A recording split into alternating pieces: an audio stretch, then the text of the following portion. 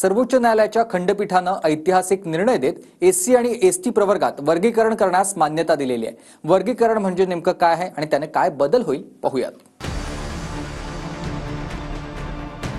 SC आणि ST आरक्षणात उपवर्गीकरण करण्यास सर्वोच्च न्यायालयानं मान्यता दिली। 7 न्यायमूर्तींच्या खंडपीठानं 6 विरुद्ध 1 या बहुमतानं हा निर्णय दिला। त्यामुळे आता एससी एसटी आरक्षण कोट्यातच वंचितांसाठी स्वतंत्र कोटा करता येणार आहे। एससी एसटी आरक्षण वर्गीकरण करणं म्हणजे नेमकं काय ते समजून घेऊया।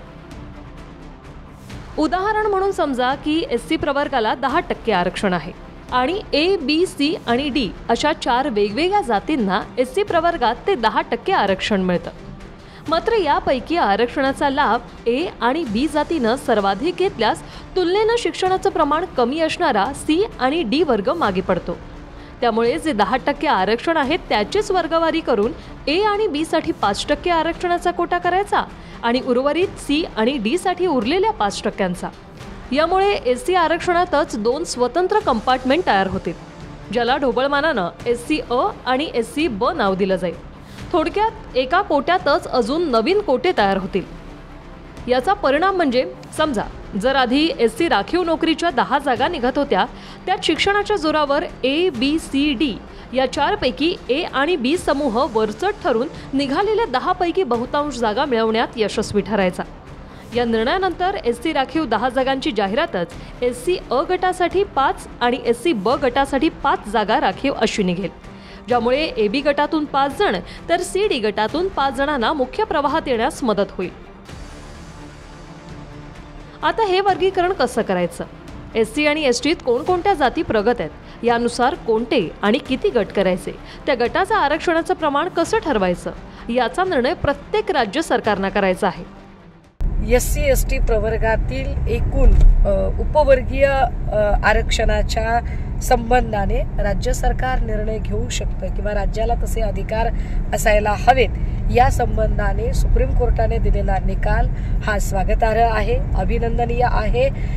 हा सुप्रीम कोर्टाने ऐतिहासिक निर्णय दिला आहे आणि या निर्णयाने समाजाच्या ज्या काही मागण्या आहेत त्या मान्य होण्याकरता आणि जो वेळ लागतो तो वेळ कमी करण्याकरता अत्यंत महत्त्वाचा निर्णय आहे। आरक्षण ठरलेलं आहे, एससीला किती, एसटीला किती, ओबीसीला किती आणि आता मराठा समाजाला राज्य सरकारनं किती दिलं आहे त्या कॅटेगरीप्रमाणे होईल। आणि केंद्र सरकारनं जे 10% दिलं आर्थिकदृष्ट्या दुर्बल घटकांना, मला असं वाटतं की त्यांनाही डावलता येणार नाही।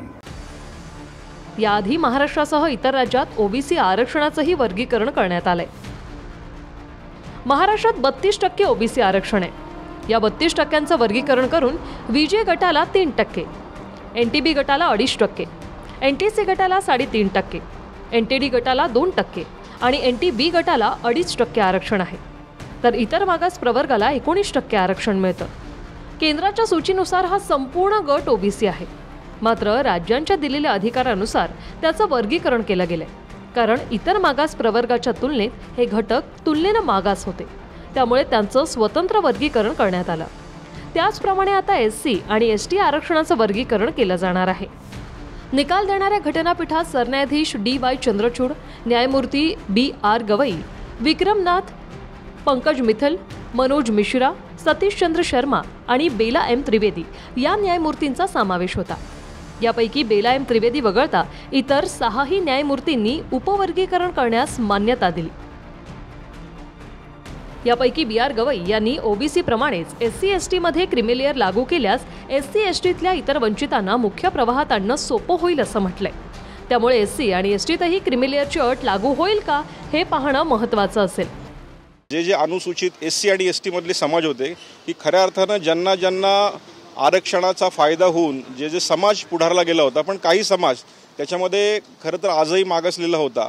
आज सर्वोच्च न्यायालयाने जो निकाल दिलाय तो खऱ्या अर्थानं खूप आनंदाचा क्षण आहे असं म्हटलं तर वावगं ठरणार नाही। या निर्णयाचं कनेक्शन पंजाब सरकारच्या एका निर्णयाशी होतं। 2006 साली पंजाब सरकारने एक कायदा पास केला, ज्यात एससी आणि एसटी समाजातील अति मागास म्हणून वाल्मिकी आणि मजहबी शीख या 2 जातींना नोकरीत 50% आरक्षण दिलं। 2010ला हरियाणा हायकोर्टानं हा निर्णय रद्द ठरवला। त्याविरोधात 23 याचिका सुप्रीम कोर्टात दाखल झाल्या होत्या। त्याच याचिकेवर सुप्रीम कोर्टानं SC/ST आरक्षणात उपवर्गीकरण करण्यास संमती दिली. Bureau report, TV9 Marathi.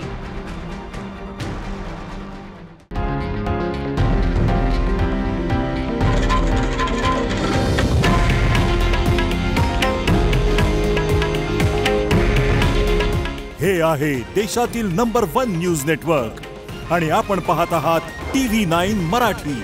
काळजी तुमची, हित महाराष्ट्राचं.